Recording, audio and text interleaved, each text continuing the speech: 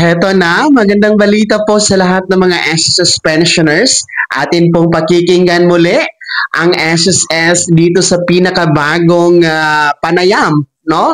Hinggil po dito sa ipapatupad na SSS pension increase simula ngayong September 2025 mga blanks, particular ngayong Lunes, September 1 para sa mga unang batch. Okay, so panoorin niyo po hanggang dulo ang video na to dahil malalaman natin kung bakit nga ba merong 10% pension increase, bakit nga ba merong 5% pension increase, ano ang mangyayari sa SSS dito sa ipapatupad na pension increase, magtataas ba ng kontribusyon, magkano ang dagdag pensyon na inyong aasahan ngayong Lunes, at ilang taon ito magtatagal ang pension increase. Lahat ng yan ating aalamin, panoorin at pakinggan mula sa SSS Vice President for Public Affairs and Special Events Division na si Mr. Carlo Villacorta. Narito po. Magandang balita rin po ang hatid ng SSS, ano? Ilan po ang inaasahang direktang makikinabang dito sa programang ito? Tinatayang nasa 3.8 million pensioners ang makikinabang agad sa unang bugso ng pension increase dulot ng Pension Reform Program of 2025. 3.8 million. 2.6 million sa kanila ay retirement o disability pensioners at ang natitira po ay 1.2 million na survivor pensioners. May mga kailangan hubang gawin ang mga pensioners para matanggap ang dagdag na pensyon o automatic na po ito? Automatic na po ito, Ms. Cheryl, sa hanay ng mga pensioners. Matatanggap nyo na lamang po ng mas malaki na po ang halaga ng inyong buwan ng pensyon.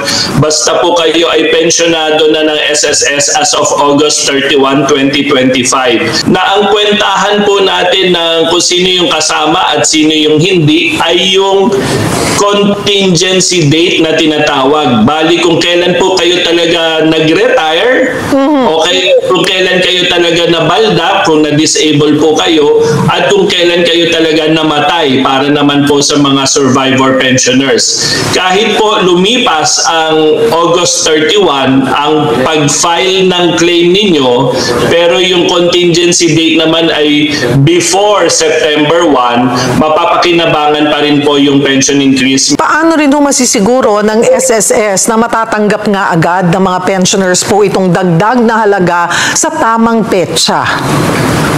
Yan na po yung inaasikaso namin para pagdating po ng Setyembre, sa buwan ng Setyembre, mas mataas na po yung pensyon na kanilang matatanggap. So meron kaming system development na ginagawa sa aming ahensya na may kaugnayan din sa mga disbursement account ng mga pensioner, yung mga bank account nila, para pagdating ng Setyembre, mas mataas na lang po bigla ang kanilang buwan ng pensyon. Wala na po silang gagawin, tabayanan na lamang po nila ang unang pensyon sa September na mas malaki na po yung halaga. Sir Carlo, ito yung kauna-unahang structured pension increase sa kasaysayan ng ahensya nga po. At na hindi din inoobliga na magtaas din ng kontribusyon ang mga miyembro. Tama po ba yung pagkakaintindi ko? Tama, kauna-una ang pagkakataon na sa sunod-sunod na 3 taon ay inanunsyo na namin ang pension increases. Ito po ang sagot at ang tugon ng SSS sa direktiba ni Pangulong Marcos kasama ang gabay ni Secretary Recto. Ito na po ang handog ng SSS President at ng pamunuan ng SSS bilang tugon sa masidhing panawagan ng mga pensioner na maitaas na ang kanilang buwan ng pensyon. Ano po na pagdesisyonan, Sir Carlo, yung porsyento ng itataas ng pensyon sa loob ng 3 taon? At bakit po magkahiwala yung porsyento ng dagdag para sa retirement o disability at death at survivor pensioners? Yung prinsipyo na aming sinusunod dito, prinsipyo ng paghahanap buhay, pagtitipid, pagko nagko-contribute sa SSS upang umunlad. Sa hanay ng mga retirement at disability pensioners, Ms. Cheryl, mismong contribution record nila ang basehan ng pensyon na kanilang tinatanggap.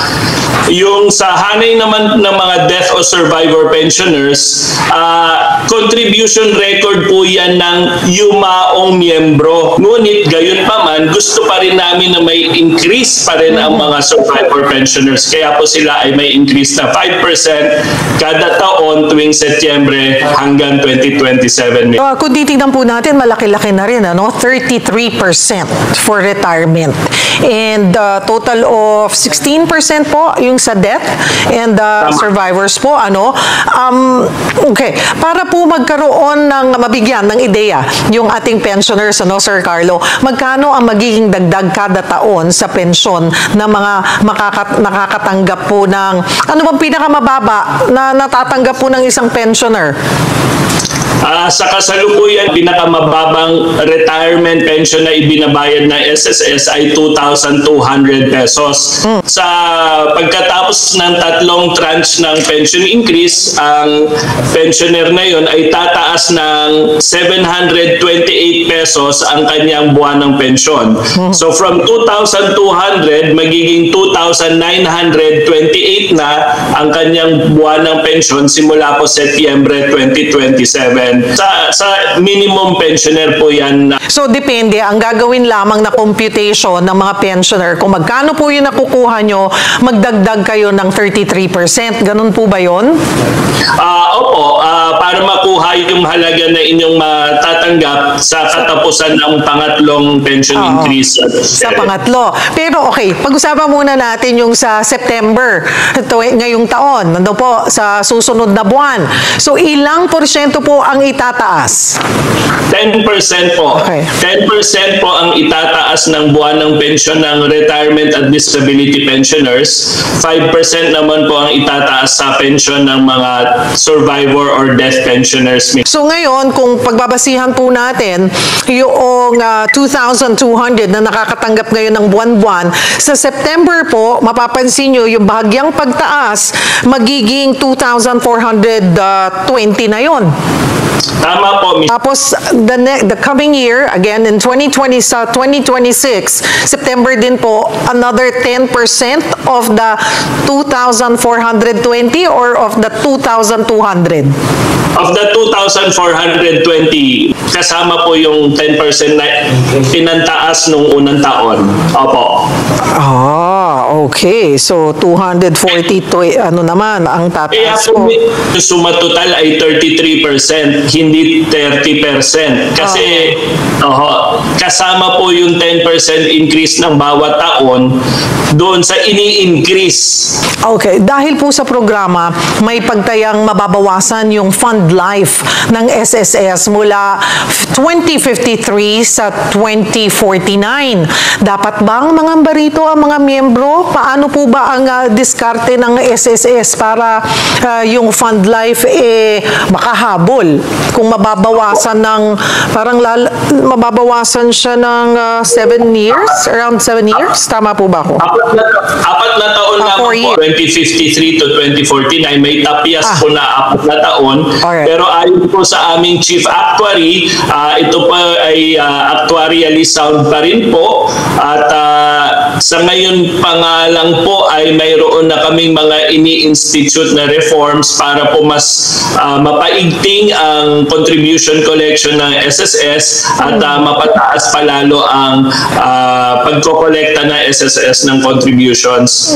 Meron kaming mga efficiency programs, efficiency gains na inaasam sa pamamagitan ng mga programa namin na feeling namin ay makakabawi ng fund life pabalik sa 2053. Sa gayon po, wala pong ipatutupad nga na dagdag kontribusyon, pero paano yung mga susunod na taon? Nakikitaan ba ng pagtaas? Opo. Sa ngayon po, asahan po ninyo ang tuloy-tuloy na pagsasaliksik ng aming Chief Actuary, ng aming Actuarial Services Division para po matiyak na sapat po ang pondo ng SSS even for the future. For this pension reform program of 2025, for the next 3 years, wala pong contribution increase at titingnan pa rin po natin ang kalusugan ng pondo ng SSS at the end of 2027 kung ano pa po ang pwede nating dapat gawin para po mapanatiling makabuluhan pa rin ang halaga ng benepisyo ng SSS. Dito po, ang makikinabang ay yung mga nakakatanggap na ng pensyon, hindi po ba? May epekto ba yan sa aming naghihintay ng retirement? So makakaasa rin ba kami since nag-increase yung mga nakakakuha na ng pensyon ngayon, kaming mga nag-contribute pa at naghihintay ng retirement, makakaasa rin po ba kami ng medyo mas tataas din yung aming matatanggap eventually? Hindi kasama. Opo. Hindi kami kasama. Ganito po, dahil 3 taon po ito, may pagkakataon pa hong makinabang yung future retirees, yung mga magre-retire next year o yung magre-retire sa 2027, depende po sa petsa ng kanilang retirement. Baka po may maabutan pa silang pension increase dito sa pension reform program. Pero sa kaso po ninyo na after 2028 pa ho siguro tayo magre-retire, by then po tayo po ay nakapaghulog palalo sa current contribution structure na nakakapagpahaba po ng ating contribution record at sa current maximum salary credit po na tumaas na, ibig sabihin po niyan by 2028 mas maganda na po ang ating contribution record at makakatamo po tayo ng mas mataas na buwan ng pensyon based by just continuing on paying contributions from now till 2027. Tapos po, siyempre, gaya po ng sabi ko kanina, tuloy-tuloy pa rin po ang pagsasaliksik ng aming Chief Actuary, na aming Actuarial Services Division, kung pwede pa ho i-adjust yung future pensions po. Pero matagal na usapan pa po yan dahil sa 2028 pa po yan uumpisahan. Ano po ang pinagkaiba, Sir Carlo, ng programang ito doon sa 1,000 across the board pension increase noong 2017? Ayun po, yung 1,000 increase noong 2017 ay in-implement po ng one time po at fixed amount. Sa amin pong pagsasaliksik, mas makatwiran po para sa amin ang percentage-based pension increase para po yung nakapaghulog ng mahaba sa SSS na may resultang mataas na pensyon ay mataas din po ang increase na matamo. Yan po yung gusto nating i-promote sa prinsipyo ng work, save, invest, and prosper. Basta po tayo ay nagtatrabaho, nag-i-invest, naghuhulog ng kontribusyon sa SSS, makakatiyak po tayo ng mas mataas na benepisyo. So ayun po no, mga pensyonado ni SSS, maliwanag na maliwanag ang pension increase na ipapatupad simula ngayong Lunes, September 1, 2025. Naku po, ilang araw na lang yan. Kaya excited po tayo para sa inyo mga pensyonado ni SSS. Kaya po antabayanan niyo po mga unang batch, no? Ngayong September 1, araw ng Lunes, and para sa mga second batch ay araw ng Martes, September 16. Antabayanan niyo po sa inyong ATM card ay inyong September 2025 pension crediting schedule at kasama na nga po dyan ang pension increase na 10% for retirement and total disability pensioners at 5% naman po para sa mga death or survivor pensioners. At yan po ang balita na hatid natin sa inyo. No, manatili pong nakatutok dito sa ating YouTube channel. Kalimutan na pindutin ang subscribe button na nasa baba. I-click niyo po ang ating notification bell. Ilagay sa all para updated kayo at maging una sa mga balita na may kinalaman sa SS. Maraming salamat po sa panonood. God bless us all.